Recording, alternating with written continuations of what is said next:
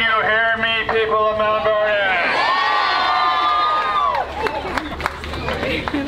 Thanks so much for being here. I was in Bellingham at 10 o'clock for their rally. You should also know that Friday Harbor, they had a march in Friday Harbor today. Yeah. Events in Langley and Coopville today. Yeah.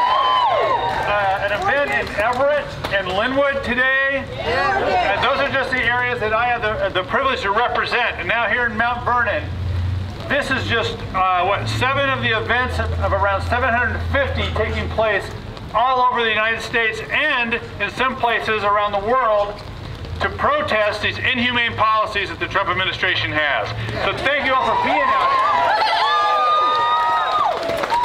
What we've seen over the last 2 weeks at the U.S. border with Mexico, we have seen a tragedy in the making, and a tragedy that is the making directly of the Trump administration policies. I want to talk about a few things today. That this policy is a policy that separates families, and it is dividing our country.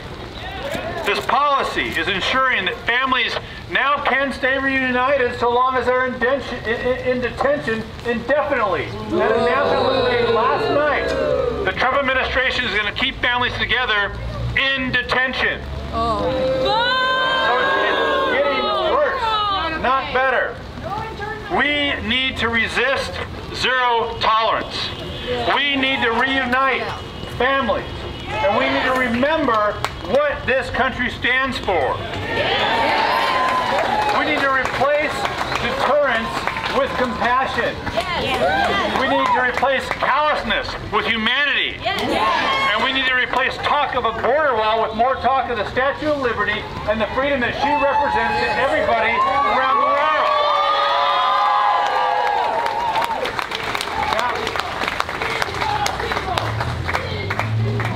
We love people! I have a friend who lived in Honduras. And while she was down there, she and her husband, they had kids, they had to bring them to school. Now Honduras is the 5th most violent country in the world today. And most of these people coming to the U.S. border are from Honduras and Guatemala and El Salvador. And these kids that she saw coming to school, they weren't afraid of getting their lunch money stolen. They weren't afraid of the bully at school. They were afraid of having their futures ripped right out from underneath them by drug cartels.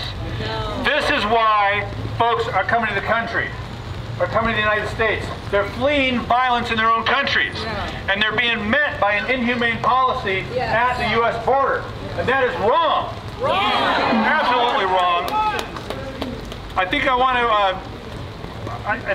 to as well remind folks of the reality that still exists in the United States today, and remind us of the Supreme Court decision this week about the Muslim ban. Because it's all related.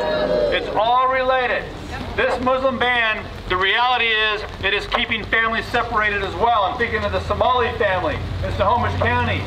The father and two sons in Snohomish County who are waiting for the mother and their youngest child. But now the hurdles are even higher for them to come reunite with their family here in the United States of America because of this terrible decision by the Supreme Court of the United States.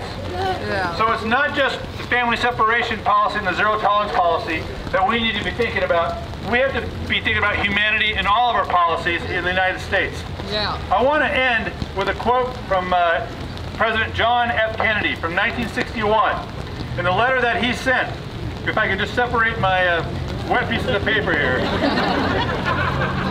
In the letter that he sent to the Congress in support of a bill on refugees and immigrants. And what President Kennedy said is this: from the earliest days of our history, this land has been a refuge for the oppressed. And it is proper that we now, as descendants of refugees and immigrants, continue our long humanitarian tradition of helping those who are forced to flee to maintain their lives as individual self-sufficient human beings in freedom, self-respect, dignity, and health. It is moreover decidedly the political interest of the United States that we maintain and continue to enhance our prestige and leadership in this respect. That is what this is about. That is what this debate is about.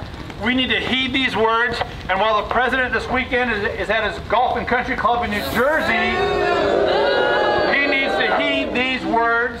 We need to live these words, stand up for these words, keep families together, because families belong together. Thanks a lot.